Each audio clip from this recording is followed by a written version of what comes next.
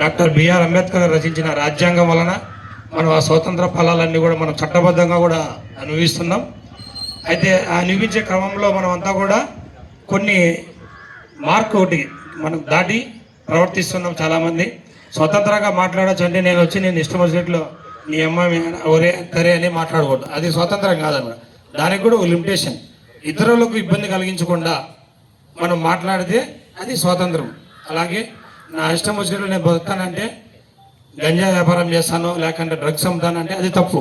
చట్టబద్ధమైన పనులు చేస్తూ నువ్వు బ్రతకాలన్నమాట.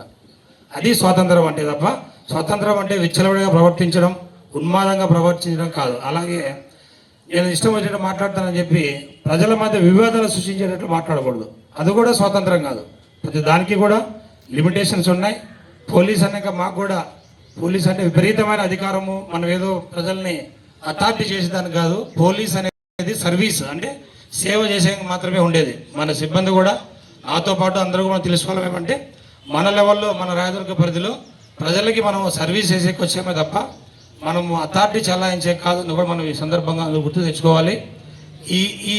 మనం ఈ మాటలే మనం పబ్లిక్ ఈ ఇండిపెండెన్స్ డే సందర్భంగా కూడా ప్రజలకు సేవ చేసేదానికి మనం పునరంకితం అవుతామని చెప్పేసి మీడియా ముఖంగా అందరికీ తెలియజేస్తూ ఈ చిన్న విషయాన్ని మీరంతా కూడా మాకు అవకాశం కల్పించినందుకు అందరికీ ధన్యవాదాలు తెలియజేస్తాను.